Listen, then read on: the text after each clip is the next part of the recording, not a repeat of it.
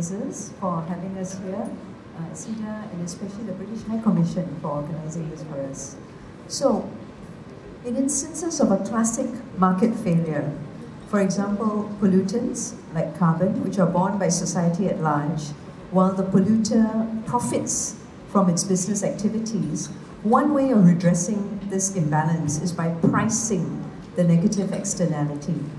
There was a paper recently issued in June, Strengthening Economic Instruments for Climate Policy Making in Malaysia, by the Institute of Strategic International Studies, ISES Malaysia, commissioned by the British High Commission, that touches on both mitigation and adaptation instruments, analyzes the existing ecosystem of instruments, and provides recommendations for better climate policy making in Malaysia. I would highly recommend that paper to all of you. So while we were planning this session, we realized there were three large categories of discussion relating to carbon pricing. The mandatory schemes, for example, emissions trading schemes, cap and trade. There was also voluntary carbon markets, and of course, conversations around offset projects. Today, we're only going to talk about mandatory schemes, what is needed, why, how is it really effective, but we also want to discuss what's beyond this. A carbon tax reflecting the social cost of carbon is viewed as an essential policy tool to limit carbon emissions. It's generally levied on large emitters, and key independent agencies, for example, the Network of Central Banks, the Network for Greening of Financial Systems, the International Energy Agency, the IMF are in support of this, with the G20 also recognizing carbon pricing as an important climate change tool in July last year. But the World Bank writes, for every target on the quantity of emissions, there is an entire policy package that is needed, even when there is a carbon tax, because markets are not perfect or complete, consumers may not be perfectly informed, adjustment is not costless, political sustainability is key, and distribution matters. Clearly, it is a case for a rich policy toolbox. So, let us turn to our panelists to help guide us in this question. Hadrian, it is natural to ask why a carbon tax is not used universally in preference to other policies to limit emissions, and why, even if there is such a tax, are other policies still required? And Benjamin, if you could please weigh in after that as well. Adrian, over to you. Thanks, Sunita. My first point is there's always a lack of political buy-in for carbon tax, or any tax in fact. We are always on the back seat whenever a new tax regime is announced. And carbon tax is one such mechanism that is not effectively taken up in the developing world, because there are a lot of difficulties around how we should frame this tax, what should be the appropriate price point, and which sectors we need to bring into this carbon tax regime. And one more important perspective is, when you're talking about a tax, we also should look at it from a consumer's perspective, because this tax, when it is imposed on, say, the power generation companies, who are the biggest emitters in any economy, they indirectly pass on the cost to the consumer through the form of increased electricity tariffs, and such hikes also impact some of the retail prices, food prices, and transportation cost as well. And at the end of the day, it's the consumer who needs some form of cushion to make sure that this does not impact their livelihood. So there needs to be a cohesive policy package, not just carbon tax, but a culmination of other mitigation policies. It could be like fuel emission standards, it could be like air quality standards, or it could be like any kind of standard that supports the tax regime, so that sufficient cushion is provided to the consumers to make sure that they are not burdened by this tax. Thank you very much. Wonderful to be here.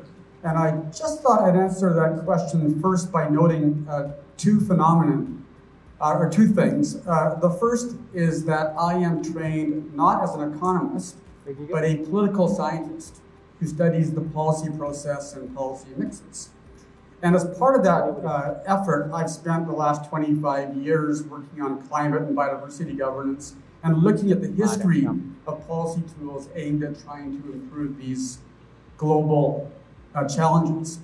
What's fascinating, by the way, I do contemporary policy analysis, but now that I'm old, I'm a historian as well, right? And what's fascinating is that about 25 years ago, carbon taxes were actually very popular in the discussions of both practitioners and academics, because in theory, they're very efficient. You can adjust them quite quickly to get the behavioral change you need, whereas other policy tools, you have to adjust in a more middle-term, long-term way. You're never really sure what the behavioral change will be. But of course, the problem is that carbon taxes, for the most part, are politically unpopular. They're considered infeasible. And so eventually that gave way to other market mechanisms like cap and trade programs and so on. But what are we seeing now? And part of this conference is the return to carbon taxes as part of some kind of policy package. And to me, that's the really important question. How do we think about carbon taxes, not just by themselves, but as part of the policy basket? Now, I don't have the semester-long class to give you all the details we looked at this kind of question, but let me just leave you with the following thoughts about how we think about policy design when it comes to carbon taxes and related policy tools. We think about the 3 Ps, okay, by this guy called Kingdon, the 3 Ps. The first P is the problems. Is there a clear understanding of the problem at hand? And here, of course, we know the reason why post-Glasgow there's so much attention to the climate crisis and energy is because we know the problems the world is facing, that Malaysia is facing, are significant and acute if we don't act. That's the first P, the problems. The second P are the policies. What are the policies in place that might make a difference in this world? And by golly, the last 25 years, we've got policies like crazy. Cap and trade, carbon taxes. Just recently, California announced they're phasing out fossil fuel cars. Policies like crazy. But they're happening incrementally in an ad hoc way. But the final one is the politics. What are the politics that actually we can generate to create long-term support? And I'll give you some more examples later about how those 3 Ps have interacted in really important ways to improve in some jurisdictions the impact of carbon taxes as part of the policy mix.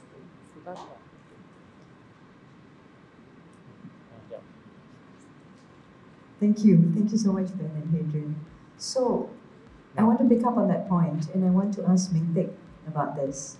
The carbon tax on fuel aims to restructure economies, but we depend on, with this region is addicted to fossil fuels, which makes it competitive. So how difficult, in your view, is it to politically and socially restructure economic instruments to enable this? How can we enforce this seamlessly? That's a really difficult question. Building on Professor Cashaw's and Hadrian's points, carbon taxes are politically unpopular, and the reason is really the consumer, and we can understand. I mean, how did we get here today? We probably drove. As Malaysians, we love to drive. Fuel is something that we use in our cars. And when we look at carbon tax implementation on fuels, the reality of international experience is that they have largely been regressive. And what that means is that the poor tend to be disproportionately hit by carbon tax on fuel. And you can understand why, because in their basket of consumption, carbon-intensive consumption, petrol, electricity, is part of a larger bucket. Now, this actually poses clearly a social and political question. How do we do this in Malaysia? So that's one thing that we will need to, it's a problem that we will need to solve. And we can discuss it further. There are some means to try to redress, if you like, this imbalance on the past experience of carbon taxes. But there are other reasons, apart from just kind of having a social cost of carbon in Malaysia, that we do need to actually consider this. And looking around, I would observe that other middle-income emerging countries have really started to go down this path. Our neighbor, Indonesia, is actually progressing in this direction with a carbon tax. If you look a little bit north,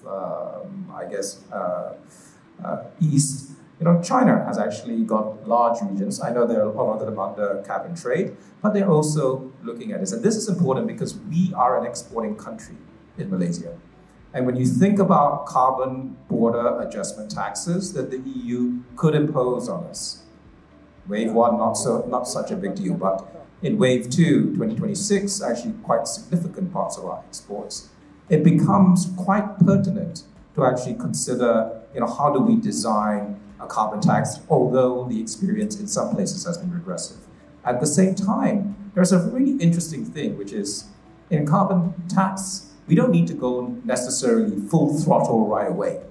The experience down south in Singapore is that you can start with carbon tax, but at low levels, a kind of experimentation to understand, who is really affected, what business interests are affected, how are consumers affected, in the details, not in the broad brush type of approach, so that policies and packages can be developed and tailored when we actually want to increment. So, all in all, I think there is, we're at a juncture where carbon taxes are potentially helpful, but do need to be thought of, designed, and implemented in a very careful, potentially measured way with learning along the journey. So, not an easy task. Thank you. Thank you for sharing your thoughts. I'd like to deep dive into what happened in Singapore later if we do have time. But now that we've had the first round of questions about the effectiveness of carbon tax, let's go into the next round about how we can expand such impacts. And then I'll open up the floor to questions from all of you. So please feel free to ask us the questions and make note of it right now. So the next question for Benjamin, the question beyond carbon tax.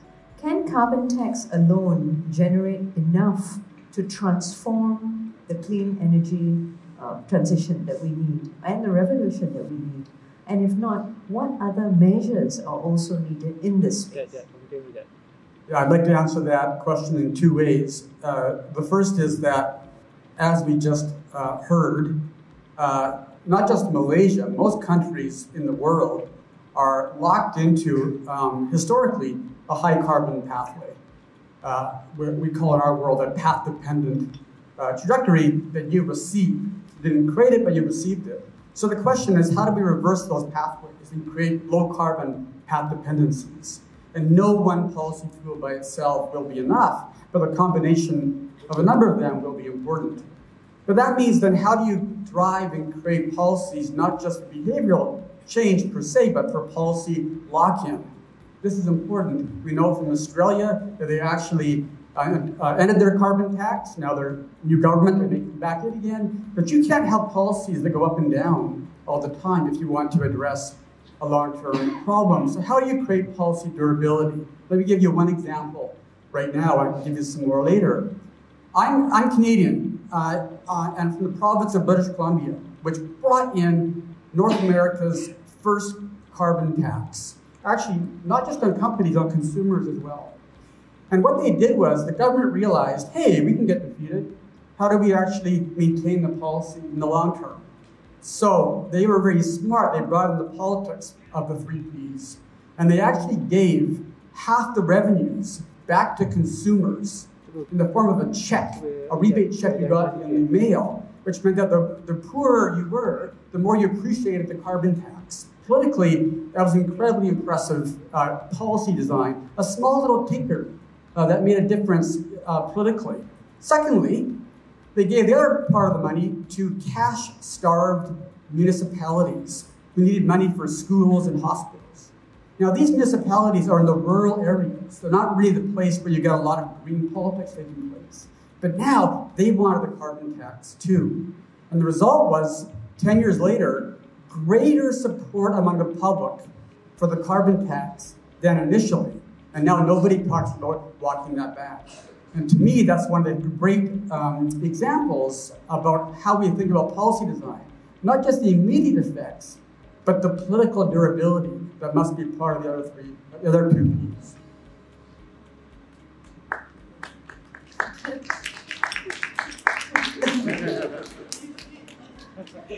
Thank you, Ben. If I can go back to you again. Incidentally, all three of them are from Singapore. Yeah, Ming Tek is Malaysian, but he spends a lot of time in Singapore as well. Ming Tek, what can governments do with this revenue? So we've heard some examples of where it works, but with the revenue generated from carbon taxation, what are your views? What can government do? Give us some progressive examples as well as those examples which don't work so well. Yeah, so, I think we discussed regressive examples earlier, and some of the examples just shared are really quite progressive. So, taking the tax revenue and giving it to those who really would benefit from it, individual households, municipalities in terms of schools, hospitals. I think these are fantastic examples where Canada, I think, is really, not just BC, but more broadly, is really a very good example of thoughtful policy in this space. I think small business is also an area where governments should also think about, because sometimes, small business finds it very difficult to really have both the knowledge as well as the access to funds to actually make, I would say, progress on lower carbon operations. Now, you can go much further. So that's, I think, one class of revenue distribution. There's a second class of revenue distribution, which I would say really goes towards supporting not just a carbon agenda, but actually a broad net zero decarbonization agenda. Investing kind of in green public transport, big driver when we look at overall emissions.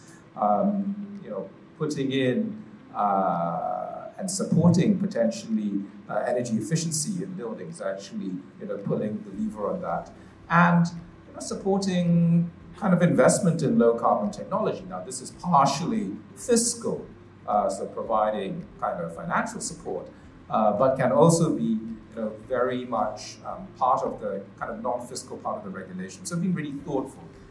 If you were to think about, I don't know, rolling out solar farms, do we roll them out anywhere? Or do we actually kind of define large areas? This is going to be, big solar farms, and, different companies can bid for different plots, but everyone, kind of has one big electricity line that runs through or from that area. So making it more efficient, essentially, in terms of policy. So I think, there are plenty of, thoughtful policy measures that can be put in place to actually spend that revenue and to spend it wisely. Thank you. Thank you, Adrian. So speaking about businesses and what incentives are needed, so a lot of businesses are hesitant because they look at this as an expense.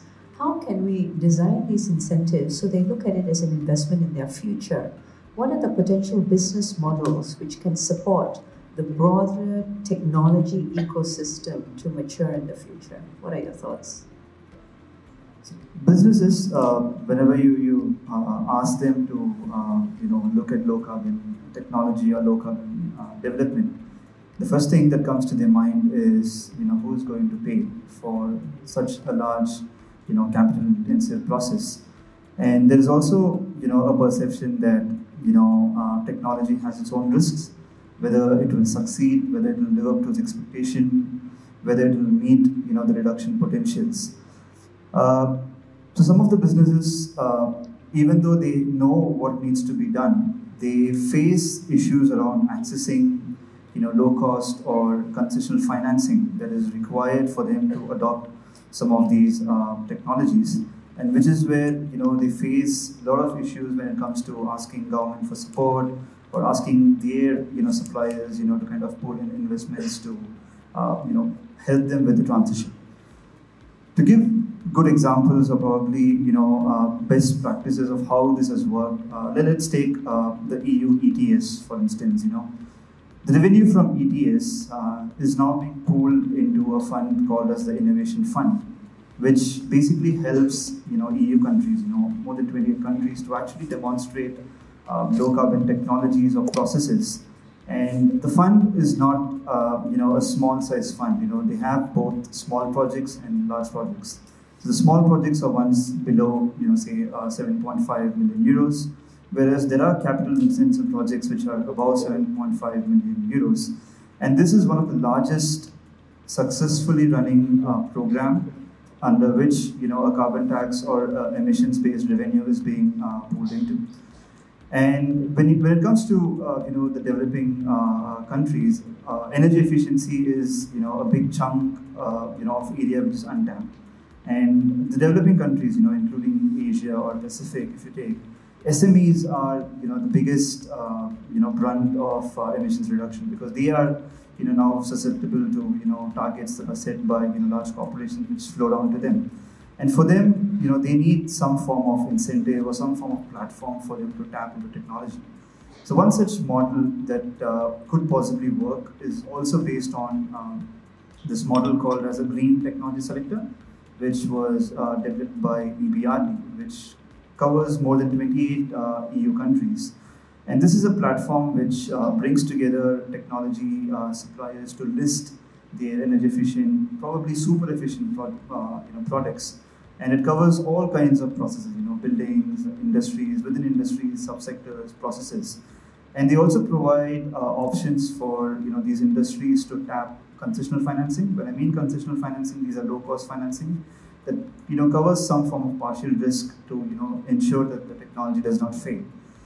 And this model could be developed for Asia as well. So as part of a program that was funded by FCDO, we've developed a concept framework for countries in Asia, which is built on this selector program, which is called as the Energy Technology List, where a platform that can be governed by the government through, say, ministries or probably different agencies.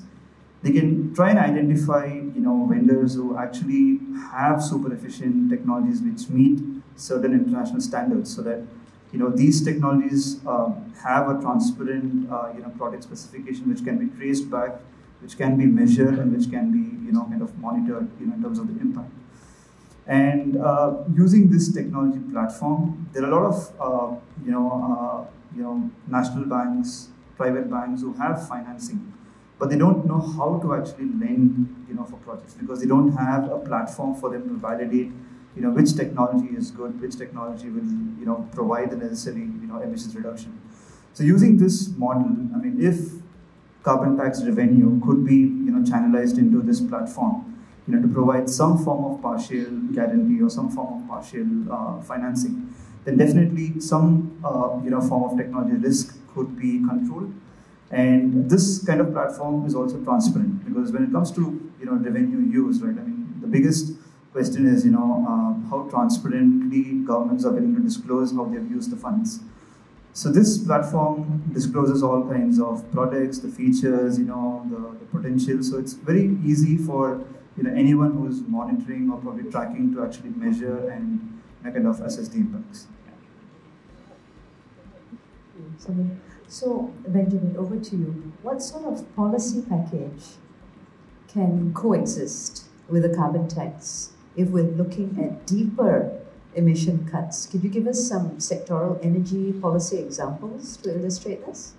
Yeah, and I know we're going to come back to Singapore later, so I'll leave that for now. But I mean, there are some really cool things on the policy mix side on taxes and carbon emissions that are really worth thinking about. But how do you get creative, and how do you think about interaction effects is really important. After all, we now have the Biden administration announcing a bunch of financial packages around subsidies and tax breaks rather than taxes.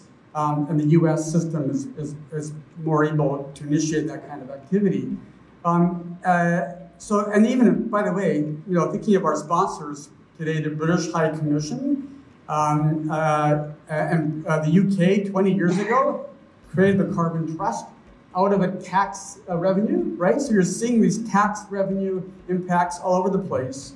But I wanted to get us to think a second about then what are some really interesting mixes, packages that involve some kind of financial mechanism, but also head towards the problem, which is, of course, we have three very clear problems. The Paris Accords 1.52 degree imperative, 2030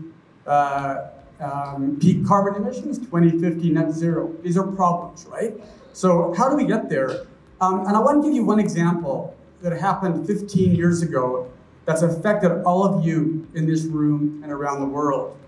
And it's the case of the German government's feed-in tariff program. You all have heard about feed-in tariff programs, but back then it was really the first one. And what it did is, German government officials said, look, we got a problem, and we need a policy to address the climate crisis.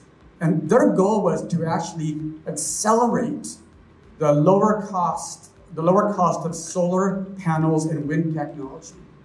And so instead of offering a subsidy only to homeowners to put panels on their rooftops, they created 20-year contracts with those homeowners, which created immediate policy lock-in because a new government would have to break the contract. And there's a cost to that. No cost to the government to do this, just a contract instead of a subsidy, but durable effects. Smart little tweaking and policy designs bought them 20 years' time. And then what they did is they said, okay, we're going to pay German homeowners who put these solar panels on the rooftops the retail rate for any excess energy they might produce, not the wholesale rate. Again, small little tweak at the time. What did it lead to? Really low carbon behaviors inside the homes, which over 15 years led to culturally ingrained practices. But of course, this also led to demand for solar panels. And what emerges is solar companies emerge from this to produce the demand. And then more and more Germans ask for the same program domestically, and more demand is created for solar panels, leading to more and more solar companies emerging to produce this demand. Now, the finance is there, right? Economic incentives to make money from your solar panels. Companies emerge that didn't exist to produce these solar panels, therefore politically reinforcing the initial policy design. But then, of course, norms change. And 15 years later, if you're in Germany and you don't have a solar panel on your rooftop, you're not a good citizen, right? Now, the important part of the story is that these feed-in tariff programs diffused over time to 160 jurisdictions all over the world, including Singapore, in the absence of any global convention to do so. So policy packages around politics, policies, and problems can yield important pathways that can and do make a difference. And that's the trick. Policy packages now for pathways that end up doing something 15 years later.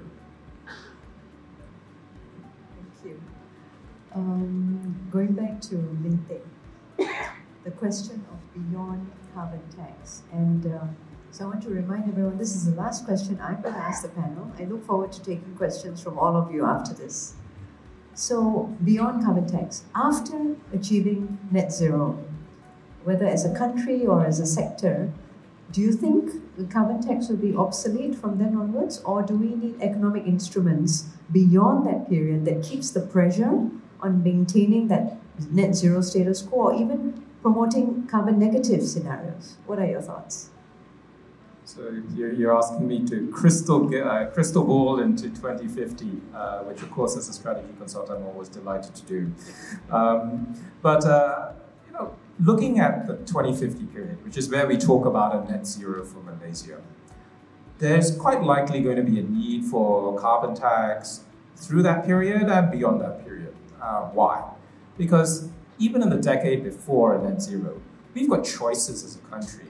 We might have coal plants that are expiring. What do we do with that? We as Malaysia have large natural resources in the form of natural gas still in the ground. What are we going to do with that? So carbon tax, to actually price a social cost of carbon, as an instrument, will probably need to persist for some time to allow us to go and make the right choices, the appropriate choices, economic, of course, through kind of the 2040s, 2050s, to actually go through that time. So yes, absolutely, we will need it as a country. The second thing is, when we talk about carbon tax, we've discussed a little bit carbon tax on fuel, but that's just one part of emissions. When you really look at the emissions breakdown in a country, you're going to have other sectors. You will have agriculture, you will have industry, you will have potentially within industry, hard to abate sectors within industry. So carbon taxes might start in one area, but actually it needs to expand. And even in the so-called most advanced implementations in other countries, the range is quite broad. I think coverage of carbon in different jurisdictions is between, I've seen anywhere from 30 to maybe 70, 80% of the emissions. So there is an expansion that we will need. So all of this, I think, to me, points towards, yes, persist to encourage. But I think there are other parts of this equation beyond carbon tax. Now, in Malaysia, one of the things that we are quite lucky to have is our forests. We have significant forest cover, and that takes carbon out of the atmosphere. Now, in addition to a carbon tax that helps on the emissions side, I think we also need to think for Malaysia around suitable policy and support to ensure that our forests are protected, maintained, and enhanced, because that is actually part of our balance to get towards a net zero picture. And I think one final thought. This discussion has been a lot about carbon, and I think it's a something that we can hold on to. But I think there is also a trend where the discussion also looks much more is shifting also towards the environment, towards our kind of ability as a country to adapt and be resilient in the face of climate change that might occur. We don't quite know whether we're going to have as a world a 1.5 degree pathway, a 2 degree pathway, an overshoot of 2 degrees, and then perhaps efforts to actually bring it back to 1.5. In light of that, there could well be the need for policy support, looking at our ability to be to adapt and actually price and support our environment such that our environment actually still gives us the services for having settlement of people on coastal areas, for providing clean water, food, etc. So I think these are aspects that could also complement the discussion of carbon, and it's going a little bit beyond carbon, and I think it's essential to look at that probably in the next, in the coming decades, because it will become more and more of an issue. Absolutely right. I know that in the OECD, they're already having this conversation. Not just they don't want to be accused of outsourcing their carbon emissions, but they also don't want to be accused of outsourcing environmental destruction as well. Right? So that's a very welcome. But another comment I wanted to add, I do feel we've just been kicking the can down the road for far too long. And this conversation about 2050 is more of the same, especially when science is informing us that we need to halve emissions by 2030, which is less than 8 years away. Especially if you consider that you need to decide when you're peaking before you bend the curve down, right? Benjamin, you're going to jump in at something. Oh, you agree, very good. Just the sort of man I like. Okay. I feel your pain. Thank you. Anything? No? Okay. Questions from the floor. Oh, sorry. I could jump in for a moment on that. Yeah, sorry. I thought you hadn't finished. Let me just say on that point, so I also work on forests and climate, and this was raised.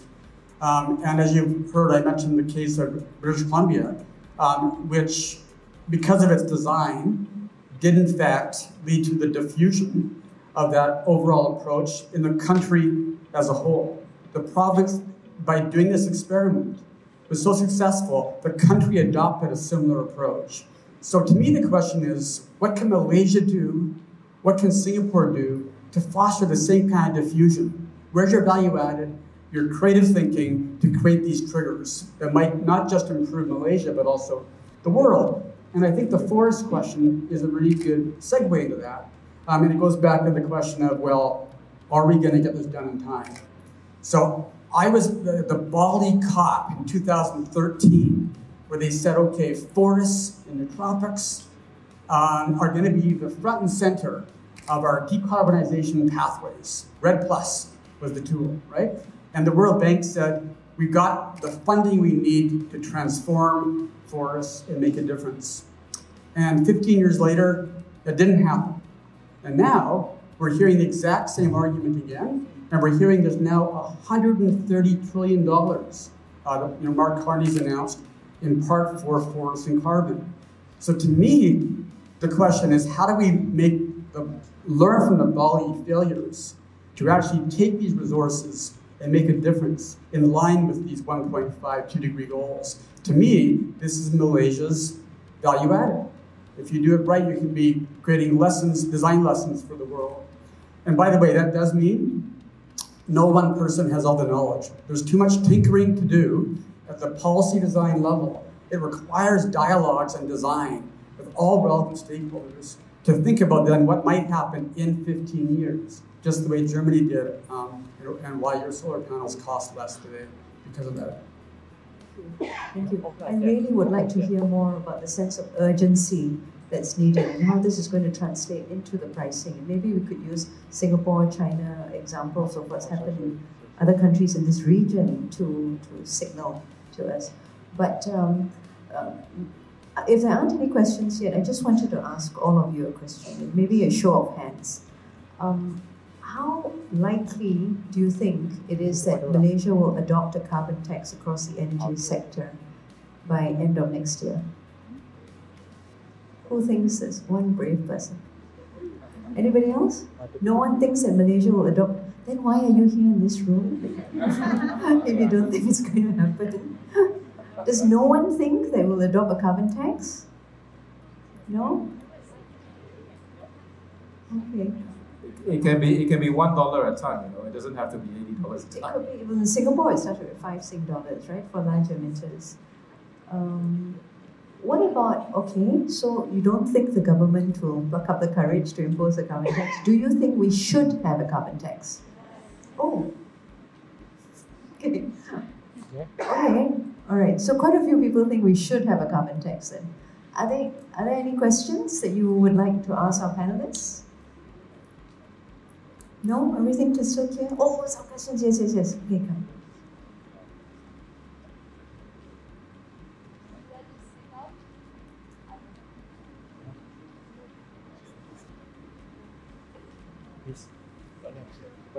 Yes. Let me introduce myself. So I'm Haoxing from Rainbow Energy. We're a technical consultancy working across the energy space in different kind of technologies and applications. So my question is referring to the timeline of Malaysia's carbon tax system. When we talk about carbon tax, we normally address it from a top-down perspective. Sometimes we also need to consider the market response and the readiness of the infrastructure and all the consumers and so on. And if you consider that sometimes when you make policies, you should also try to curate the market and also the future development and then make it an ecosystem and independent of the policy in the future. And how do you think the Malaysia government and also the Malaysian market would interact with each other, and especially in terms of the timeline of this 2050 net zero, in a very realistic perspective? Thank you.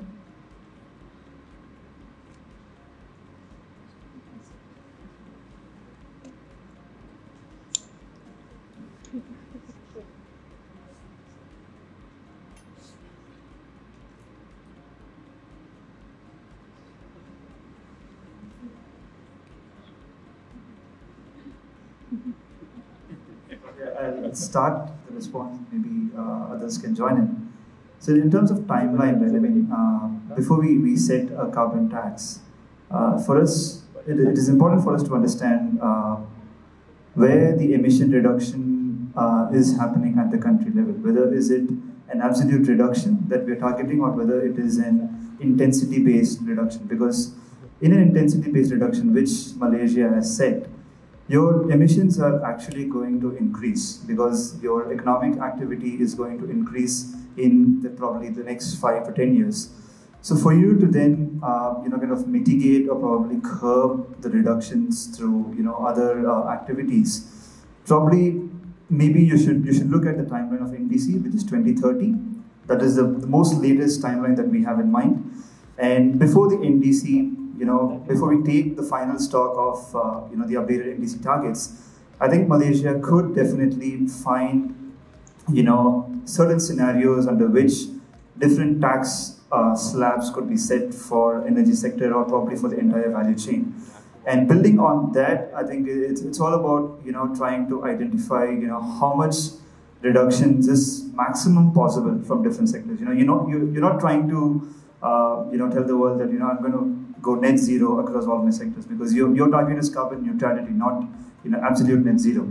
So for the 45% target, which is at 2030, I think 5 to 6 years is what you could target to identify different tax slabs, and then trying to implement it over, say a 15 to 20 year period, so that by 2050, or probably like say 5 years before 2050, when you take stock of where you stand, I think that would be a good timeline for the government to work with.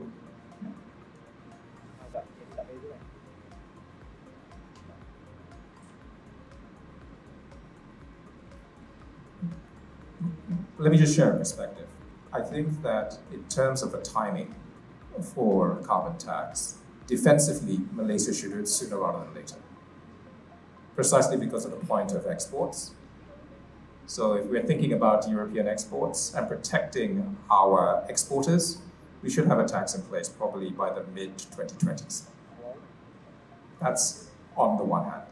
From the perspective of Malaysian net zero, as a country itself, we probably need certainty, regulatory certainty and outlook that investments heading into the 2040s, the mid-2030s, 2040s, where we would be looking at that where technology becomes actually quite interesting for decarbonization in terms of new technologies becoming kind of commercially or economically effective. And we would be looking to roll those out with a little bit of support from carbon tax. That actually becomes quite interesting in the 2035 onward time period. So I think it depends on how, what do we weigh in the overall question of a carbon tax design. But there are certainly pressures to look at it much shorter term, as well as, for us, clearly longer term. Maybe I'll just add one thought, which is, even though I mentioned politically, carbon taxes have been difficult. In practice, they have some benefits politically, which is that they can be made revenue neutral, so there's no actual cost to government. And also, in a way, economists tell us that there's not actually a degrowth issue. You can maintain the growth you had before if designed well. So to me, when you think about that urgency, designing with those two outputs in mind ought to make it easier and also more impactful in beginning that pathway to decarbonization. Any other questions for our panelists? Yes. In the far corner.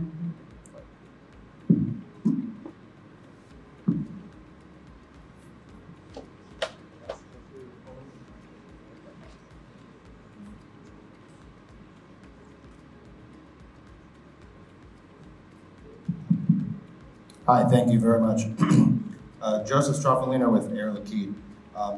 I was wondering if you could comment on striking a balance between carbon tax and decarbonization incentives, considering that a tax is, you could argue, probably passed to consumers of energy and by extension may be considered regressive tax policy.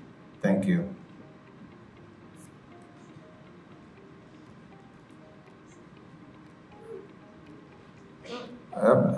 I think on this one, it very much boils down to the policy design. And there are, in terms of learning out there, which would allow a carbon tax to be designed in such a way that it's actually net, not it's neutral, so to say. It's not regressive. And I think those types of schemes would probably be what we would aspire to in the Malaysia context. I think it still goes hand in hand with decarbonization efforts. We just can't have if we want to get to a net zero as Malaysia, we just can't have a carbon tax. It's not a silver bullet. We need a whole host of other measures to go alongside that to actually hit that type of objective. Yeah, and I couldn't agree more. We need to have every country running 2,000 experiments, not just one policy initiative, that are all in some way able to have some kind of, if not predictive ability, a projected aspect to them for decarbonizing through pathways. But on this question, I think it's an important question. I mean, California adopted a similar model to Germany. And recently, the politics played out the following way. Those who are benefiting from these feed-in tariffs tend to be middle and upper income individuals. And the poor were not benefiting at all from these, and they're paying higher energy prices. And there was pressure on the California officials to lower the incentives in the feed-in tariff program as an equity issue. So this is a very important issue. It plays out everywhere. And to me, design in the first step this issue. Again, going back to British Columbia, they designed it immediately with a rebate check to make up for the difference. If you don't do that, I think you're in trouble for maintaining the pathway. And the lock-in is important. So whether you believe in equity for its own sake or just to decarbonize a sticky pathway, the answer is the same. Thank you. Maybe at this stage, I could invite the three of you to talk about what's happening in Singapore. Lisa, Karen.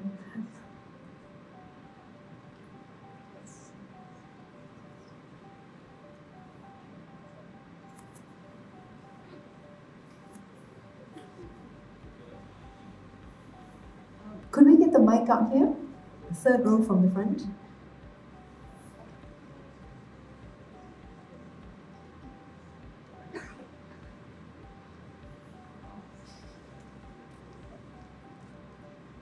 Thank you. I would like to hear about Singapore, but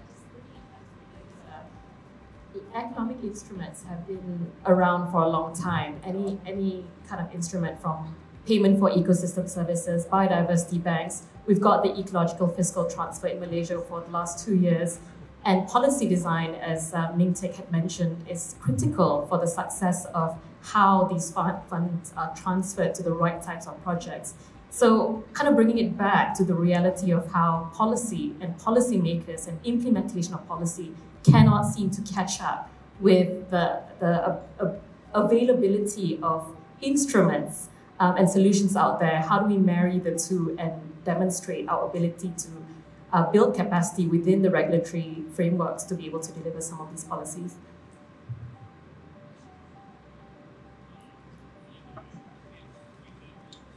Yeah. To me, this is a great question. The policy capacity is so important. If you look at most of the policy mixes and tools unleashed over the last 25 years across the world, not just in Malaysia, anywhere, in general, policymakers are frustrated with the actual impacts they've had. And I would argue one of the reasons is there wasn't enough discussion about policy designs initially, which would require engineers, scientists, political scientists, economists, stakeholders engaging in the design aspect, including the tweaks, the small little tweaks, to get a mix that had some kind of plausible logic for the decarbonization pathway. We've run too many bad experiments. So to me, that's the capacity part, is how do you design with dialogues in mind around design versus compromise. And that's a great value added, I think, that we can do initially in fostering innovative ideas.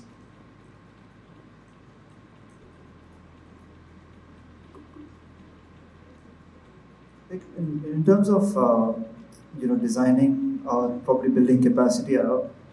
Proven example includes, let's take, the water sector. For instance, World Bank runs this multi-stakeholder platform to promote activities for water conservation, watershed improvements in developing countries. And what they've done beautifully is, they've brought in, different, stakeholders together in one platform. It includes, the public sector. It includes the ministries. It includes the private sector who are basically going to, invest or probably design the project. And they also include the beneficiaries. By beneficiaries, it includes even, NGOs or, civil society organizations who basically, act as a bridge between the government and, the consumer before, everything gets passed on to them. So I think a similar platform is needed whenever we talk about, carbon tax, because the first point that we need to understand is, how effectively it is communicated to every stakeholder within the ecosystem. Whether we are transparently communicating, how this tax is going to impact our day-to-day activities, and what kind of, mechanisms we as a government are trying to push into the market. Whether we're going to give them, a lump sum, rebate on certain products, whether we're going to give them some sort of rebates or rebates to purchase, say, electric vehicles or newer technology solutions. So I think it requires more of a collaborative approach. Even before, academics or researchers start, doing policy design, I think you have to bring the government together, you have to bring the private sector together, and you have to bring the consumer together.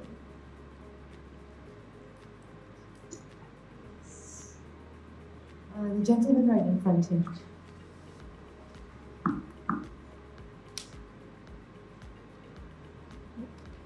Over here.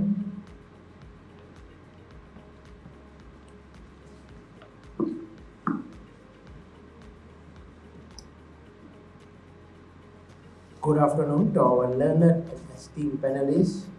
I was thinking whether or not ask this question, but before that, my name is Ari. I'm from a venture capital company called Pembangunan Equity. I'm only talking about Malaysia because there's an elephant in the room that everyone ignores, and because we have such esteemed and learned panelists, I do expect a definite answer. In Malaysia, we give energy subsidies, mainly in the form of fossil fuel for vehicles. So as long as we have that, it makes no sense to have a carbon tax. So how would you address that without the government of the day falling out of power? Thank you. I referred to this earlier in my opening statement. That you need a policy package, isn't it? And if there are subsidies, especially in times of rising inflation, you want to ease the transition post-pandemic, global recessionary concerns, supply chain shortages, especially right now. I think the finance minister at a closed-door meeting on Friday was talking about going back to Parliament to get consent for the increased subsidy package. So this is a matter of top-of-mind concern, because they're sending contradictory signals, isn't it? Gas at the pump is 1/10 of the market price. But on the other hand, fossil fuel subsidies are subsidized, happening all over the world, right? Fossil fuel majors made $100 billion in profits in just the first 6 months of this year. So there is a contradiction. What are your thoughts on this?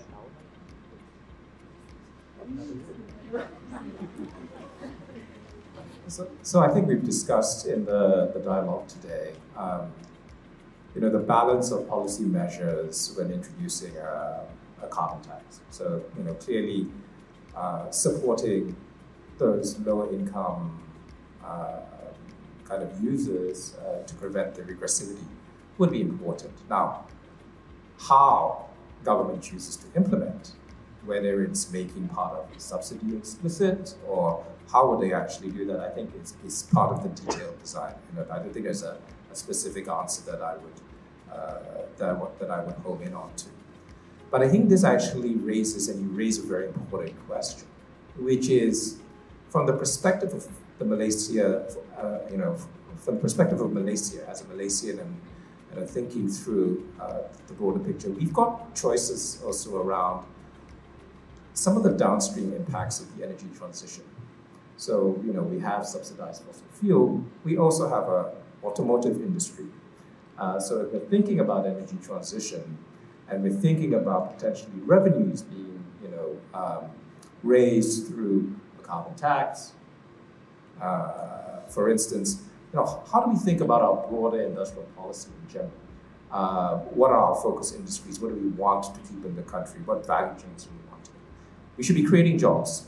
We know that electric vehicles create jobs. You look around and there's all kinds of jobs being created in various places through new technologies that are greener. So I think you raise a very important question. It's a broader question than simply one of the subsidy on fossil. It has to be taken, I think, in context of the overall economy. Yeah, maybe I'll just add to that. I really echo those points, and I would say too that this is a problem facing every country. I mean, again, the U.S. just passed this green legislation, but this past summer, Biden wanted to lower the price of energy because the prices were so high, and yet that's what the green community wanted, was high prices. So all politicians face this dilemma because of the nature of the governing challenges. That's why, to me, one potentially effective way is not to address this issue head on, but to create decarbonization pathways, which, if they become more accelerating over time, will take care of the problem. But if you do it directly, to me, that might not be the most effective way to address these challenges.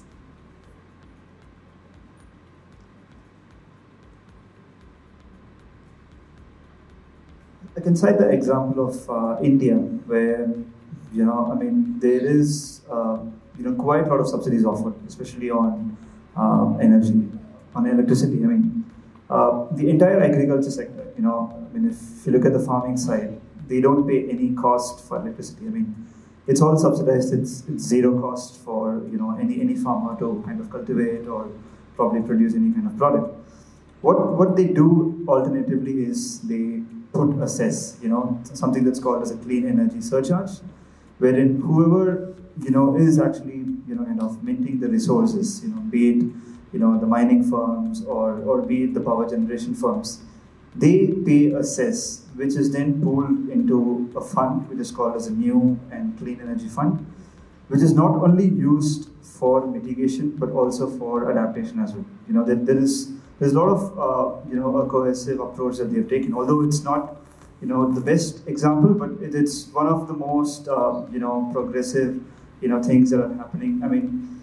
Of late, this cess is also now being increased, so that the older power plants or probably the mining facilities, they can actually look beyond net zero and trying to shift towards just transition. Because when they're looking at just transition, right? We're not just looking at shutting down our coal power plants. We're trying to transfer the skills of the labor that's involved with this entire value chain into another sector, be it renewables, or could be retail, or could be transport, or could be any sector.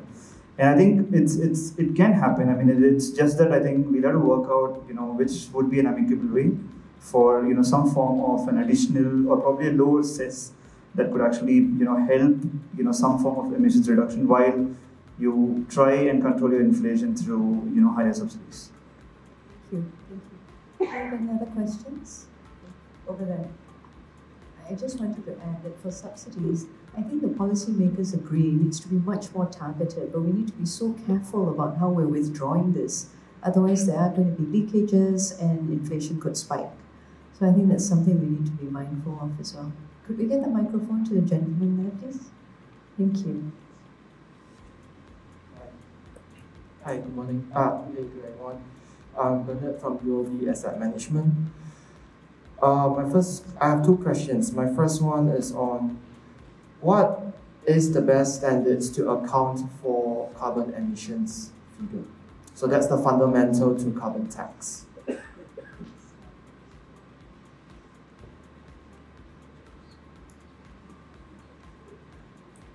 is it related to estimating emissions? Yeah, so we have things like GHG protocol, we have even in-house frameworks. Which is the best, or would you say which is suitable for now?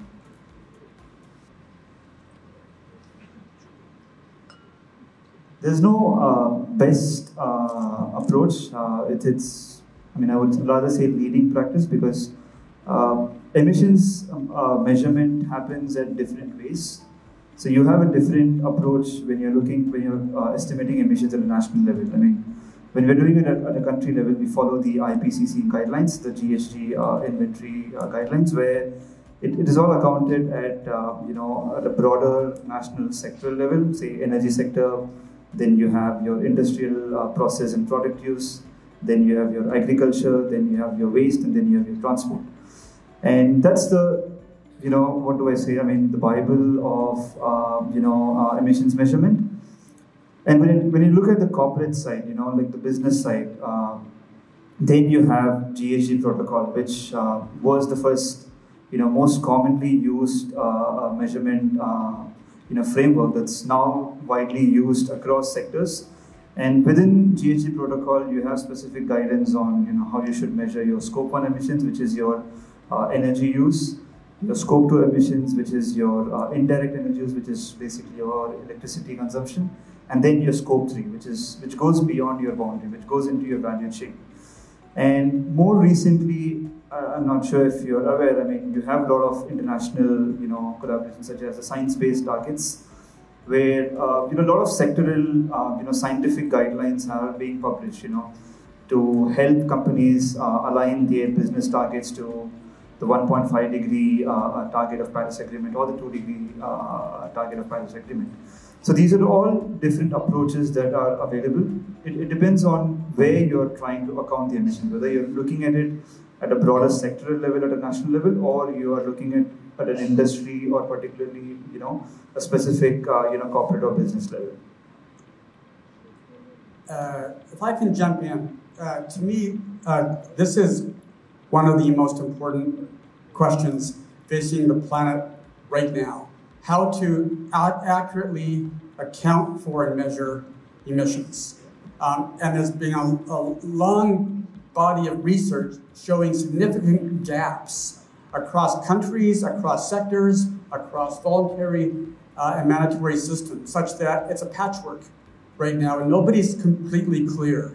So I was actually part of a collaborative article on this very question in Nature, published in Nature a few months ago. You can email me, I'll send you the PDF, in which we call for, and the lead authors were Lihi Yona from Stanford, we call for a global system of systematic, accurate carbon ledgers. And to me, why can't we have a design dialogue on that to do it really well and be really effective? It's low-lying fruit. We have the expertise in this room. We can do it, but it's not yet there. So great question, and I think that's an awesome thing to do as fast as we can. Yeah, so that leads to my second question. So we understand that there are different ways to do it.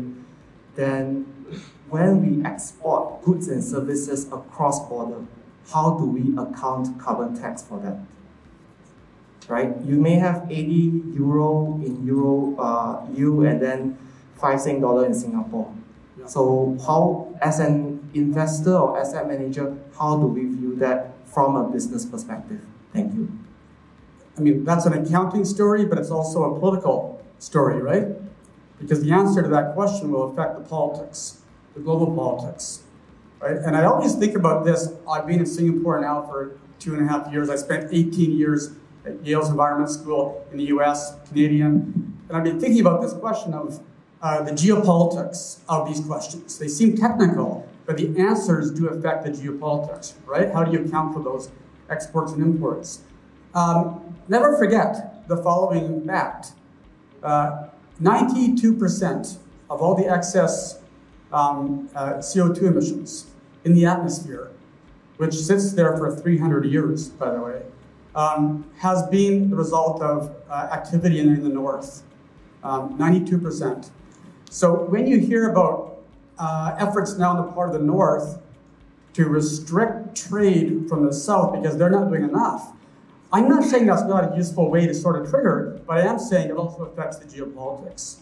And maybe when you do your accounting ledgers, maybe you think about geopolitics as you design, because any long-term solution is going to need to bring the South on board in ways that are considered equitable and fair. Thank you, Benjamin.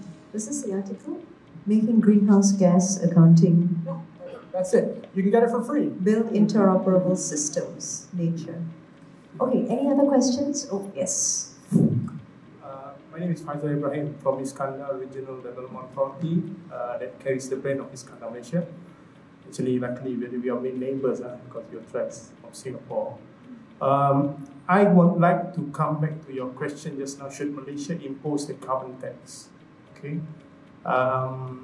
If you ask me, yes. If you want to, promote green environment more, but my question is, if you were to be the position of policy makers and agree that Malaysia should impose carbon tax, maybe perhaps what is the strategy we need to do in order to, because you know that Malaysia is a car producing country.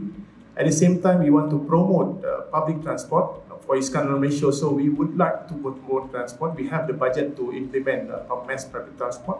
But our dilemma is, you see, if you want to bring people to public transport, you will be maybe killing that one industry that we are promoting, car industries. So perhaps I would want to hear something for you. Thank you. That was actually one of my last questions for the panel. What is the likelihood of Malaysia adopting a carbon tax across the energy sector, and what are the immediate measures required for adoption? And he's referring specifically to one of the largest emitting sectors as well. So each of you, please.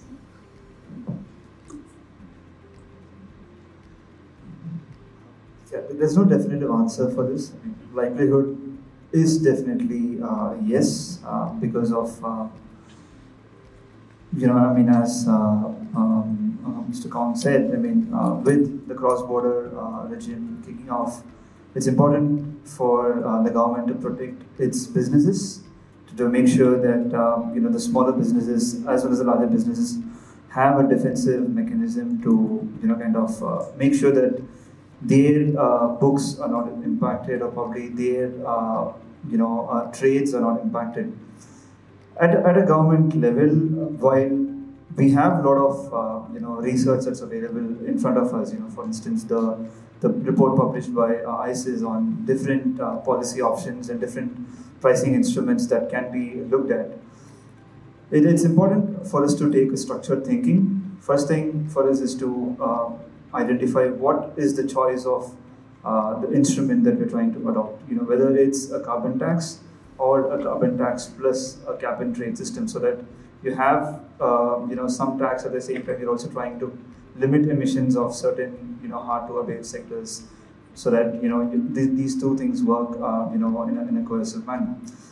And which sectors you want to try out first? Is whether you're just looking at the electricity sector, or you want to bring oil and gas and transport sector, because all these three sectors combined have almost like 70% of the total emissions of Malaysia.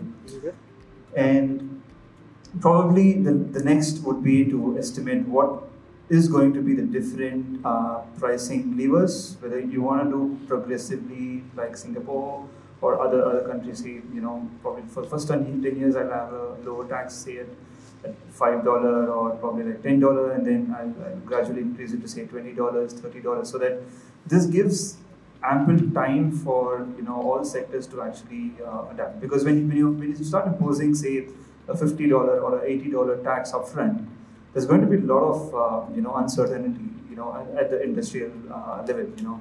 People will start just randomly invest in technologies without actually thinking aloud on how it's going to impact their entire business. A lot of jobs will be impacted, a lot of livelihoods will be impacted. So progressively, phasing, the tax is something that's very important. And the last, I think you'll have to transparently communicate to the entire ecosystem, how this is going to impact everyone, not just the industry but also the consumer as well. Maybe you want to refer to the WWF BCG report as well?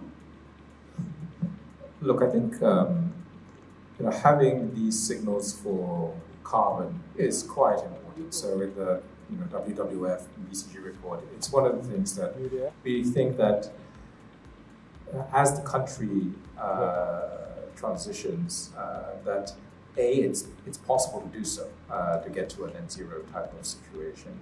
But these things are helpful, to support that transition. But I think more importantly, and building on some of the points that Hadrian shared, I think this point around, I fully support this point around progressivity, because the interesting thing is that a transition towards net zero for Malaysia is one that actually adds jobs. It adds GDP, it adds jobs to the country net, including all of the changes in industries that might have to happen. But when you think about it practically from an implementation point of view, you want a certain progressivity in those changes to allow resources, capital, technology to reorientate themselves. When you do it too suddenly, it's actually quite disruptive.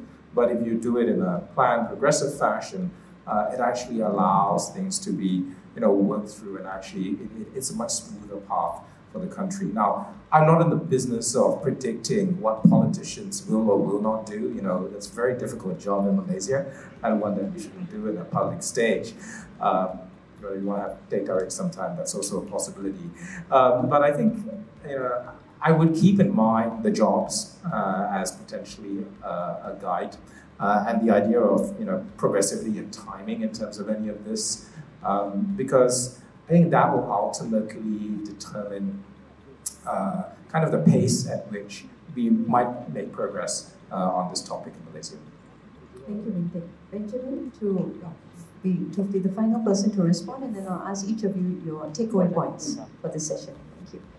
Yeah, I would just echo in our own work on policy design, the idea of triggering multiple steps towards a new goal is where the action is at.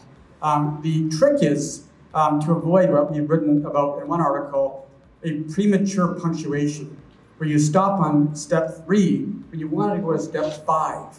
And that goes back to the policy design question at step 1, which we don't usually do. So how do you design for step 5 without getting the back